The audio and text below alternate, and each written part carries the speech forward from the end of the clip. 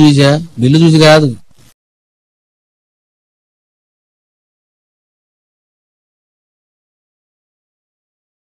మీకు ఎంతసేపు bill కోవాలా? Cell ఇచ్చారు నాకు, ఫస్ట్ టైం అది నేను సెల్ యూజ్ చేయడం. ముందు ఈ సెల్ ఛార్జింగ్ చేయండి అన్నారు. సరే అదేముంది, అది ఆఫ్లో ఉంది, అందులో పెట్టారు. ఫస్ట్ టైం నేను సెల్ చూడడం అది. తర్వాత చూసాను ఏం జరుగుతుంది అక్కడ అని.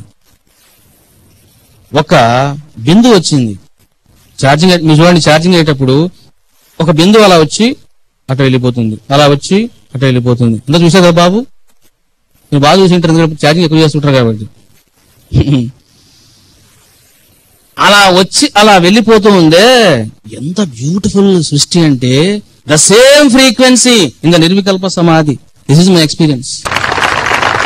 తర్వాత మీరు రెండు చెవులు మూసుకొని ఫింగర్స్ పెట్టారనుకోండి, ఒక వాయిస్ వినపడుతుంది మీకు,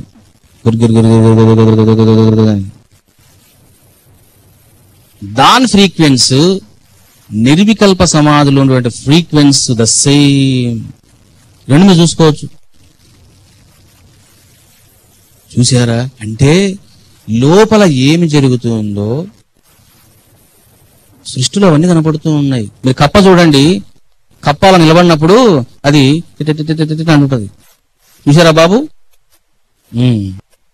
దానికి కూడా ఫ్రీక్వెన్సీ ఉంది.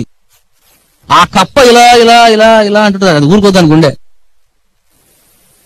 దాని ఫ్రీక్వెన్స్, సమాధిలో ఉన్న ఫ్రీక్వెన్స్, ఛార్జింగ్ లో ఉన్న ఫ్రీక్వెన్స్, ఇవన్నీ చూస్తే these are all the same in the frequency. చూడండి, ఇవన్నీ మీరు ఎక్స్పీరియన్స్ చేస్తే అర్థం కాదు. ఇది మనం నిద్రపోతాం, నిద్రపోయినప్పుడు మనకి ఏమైనా తెలుస్తుందా? ఏం తెలియదు. ఒక 6 గంటలు ఒక మొద్దులా పడి ఉంటాం అంతే. అంటే ఒక రాయికి ఉండేటువంటి స్థితి నిద్రలో ఉన్నటువంటి నీ స్థితి. నీవు నిద్రలో ఉన్నప్పుడు there is no difference, you and stone. నీకు రాయికి ఎలాంటి డిఫరెన్స్ లేదు. ఓ ముద్దలా పడి ఉంది, ఒకటి పడుకున్నాడు. అలాగే వాడికి ఏం డిఫరెన్స్ ఉందా అంటే నో డిఫరెన్స్. ఆ ముద్దుకు ఏ విధంగా అయితే జ్ఞానం లేదో వీడికి కూడా జ్ఞానం లేదు. కానీ నిర్వికల్ప సమాధిలో ఏముంటుందంటే ద కంప్లీట్ కాన్షియస్నెస్, పూర్ణ ఎరుక ఉంటుంది అక్కడ. నేనున్నాను, దట్స్ ఆల్, అంతే. అక్కడ నేను కూడా లేదు, మరి నేను ఉన్నాను అంతే. ఆ నేను కూడా కాదు, అది ఉన్నాను. దాని మాటల్లో మనం చెప్పలేము. కాబట్టి దాన్ని కంప్లీట్ కాన్షియస్నెస్ అంటారు. దాన్ని కంప్లీట్ గా కాన్షియస్నెస్ ను కలిగి ఉండడం. చూడండి, బీపీ వచ్చినప్పుడు మనం డాక్టర్ దగ్గరికి వెళ్తాం. ఆ డాక్టర్ ఏం చేస్తాడంటే ఓ చెయ్యికి ఏదో కడతాడు. నాకు ఎప్పుడు కట్టలేదు, నేను చూశాను అంతే. ఆయన ఎదుట పంపు పెట్టి ఇలా అంటాడు, అది సర్రన పైకి వెళ్తుంది. బీపీ ఉందనుకోండి, ఓయమ్మా నీకు ఇంత బీపీ ఉంది ఏం చెప్తాడు.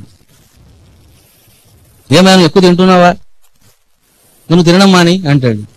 నీరసం అయిపోతాడు, పోతే పోయింది ప్రాణం. అంటే బీపీ మీటర్లోన ఏ విధంగా అయితే చూడండి రెడ్ది ఎలా పైకి వెళ్తుందో, నిర్వికల్ప సమాధి పొందే ముందర ఏమవుతుందంటే మూలాధార చక్రం నుంచి ఎలాంటి మీకు అవరోధం ఉండదు. బీపీ మీటర్లోన ఏ విధంగా అయితే సర్రన వెళ్ళిపోతుందో అది ఆ విధంగా మూలాధార చక్రము నుంచి సర్వన సహస్రార చక్రంలోకి వెళ్ళి కలిసిపోతుంది. దాన్ని కుండలిని శక్తి అని అంటారు. ఇది ప్రాక్టికల్ చూసాను నేనైతే. ఎంత ప్రాక్టికల్ చూశానంటే, ఇప్పుడు ఆ ఫ్యాన్ ఎలా చూస్తున్నా నేను అలా చూశాను. క్లియర్, పైకి వెళ్ళడం, కలిసిపోవడం తెలుస్తుంది. Something is going up and down అని. కలిసిన తర్వాత అక్కడ ఏమీ లేదు. That state is different. అంటే పైకి వెళ్ళడము, కిందికి దిగడం, మళ్ళీ సమాధి నుంచి బయటకు వచ్చిన తర్వాత క్లియర్ తెలుస్తుంది మీకు అది పైనుంచి కిందికి రావడం. ఎప్పుడైతే కిందికి వచ్చిందో అప్పుడు మళ్ళీ కళ్ళు తెరుస్తారు. ఎంతసేపు అయింది? 2 గంటలు అయిందా? చాలా బాగా కూర్చున్నాను. చూడండి, ఇంకా మనసు స్టార్ట్ అయింది. మళ్ళీ ఇంతవరకు మనసు లేదు నీకు. ఇప్పుడు మనసు స్టార్ట్ అయింది. ఎన్ని గంటలకు కూర్చున్నా నేను? 3 గంటలకు కూర్చున్నానా? ఎవరంటుంది కూత? ఆ మనసు అంటా ఉంది. ఇక నిర్వికల్ప సమాధి పొందే ముందర ఏం జరుగుతుందంటే చూడండి, శ్వాస పెరుగుతుంది, విపరీతంగా శ్వాస పెరుగుతుంది. ఎందుకు మన విధంగా పెరుగుతుంది అని అంటే చూడండి, ఒక కొండ ఒక లారీ ఎక్కుతా ఉంది, మామూలుగా అది రోడ్డు మీద పోతా ఉంది. ఆ ఇంజన్ మీద పెద్ద దానికి బరువు పడదు, మామూలుగా పోతా ఉంటుంది అంతే. ఎప్పుడైతే అది కొండ ఎక్కుతూ ఉంటుందో చూడండి, శబ్దం ఎక్కువ చేస్తూ ఉంటుంది, అది కందిరిగలు అరుస్తూ ఉంటుంది. ఎందుకు అట్లా అరుస్తూ ఉంది? అది ఏమిటి కారణం? What is the science there అని అంటే రెసిస్టెన్స్ దాని మీద ఎక్కువ పడింది, ఇంజన్ మీద ఎక్కువ పడింది, ఎక్కువ పెట్రోల్ అక్కడ ఖర్చు అవుతూ ఉన్నది, స్ట్రెస్ ఎక్కువగా పడింది. శ్వాస కూడా ఎందుకు పెరుగుతుంది అని అంటే అది అప్పర్ ప్రయాణం. కొండపైకి వెళ్ళినప్పుడు ఏ విధంగా అయితే శబ్దం పెరుగుతుందో, ఎవరైతే సమాధిలోకి ప్రయాణం చేస్తూ ఉంటారో వాళ్ళందరూ కూడా శ్వాస పెరుగుతుంది. అట్లని మరి ధ్యానంలో కూర్చున్నప్పుడు ఊరికే అనకండి, గుండె నొప్పి వస్తుంది. అది న్యాచురల్ గా రావాలి. చూడండి, కుండల్ని యాక్టివేషన్ అయిన వాళ్ళకి శ్వాస వస్తుంటుంది. ఎట్లా వస్తుంటుంది చెప్పండి? చిన్నప్పుడు నేను 8th క్లాస్లో పాఠం చదువుకున్నాను. The snake breathes with heart అనే సెంటెన్స్ చదివా నేను. పాము హృదయముతో శ్వాసిస్తుంది. ఇప్పుడు మనం శ్వాసిస్తున్నాం, ఎలా శ్వాసిస్తున్నాం? ముక్కుల ద్వారా శ్వాసిస్తున్నాం, అంటే నోస్ ద్వారా శ్వాసక్రియ జరుగుతూ ఉన్నది. మీకు తెలుసో లేదో, పాముకు శ్వాసక్రియ ముక్కు ద్వారా జరగదు. మరి ఏం ద్వారా జరుగుతుంది స్వామి అని అంటే దానికి హార్ట్ ద్వారా జరుగుతుంది. అందుకే the snake breathes with heart, అది హృదయంతో అది శ్వాసక్రియ చేస్తుంది. అందుకే మీరు పామును నిలబడినప్పుడు ప్రశాంతంగా అట్లా అబ్జర్వ్ చేయండి, అది ఎలా శ్వాస తీస్తుంటుందో.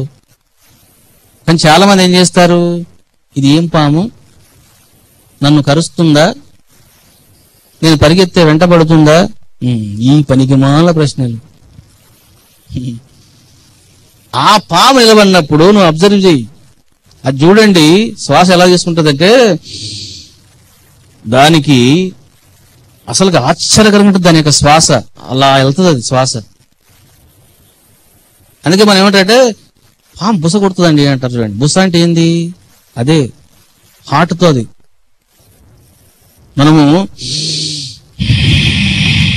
అంటాం, పాము కూడా చూడండి బుస్ అంటుంది. అది ఎందుకు? అది హార్ట్తో చేస్తా ఉంది.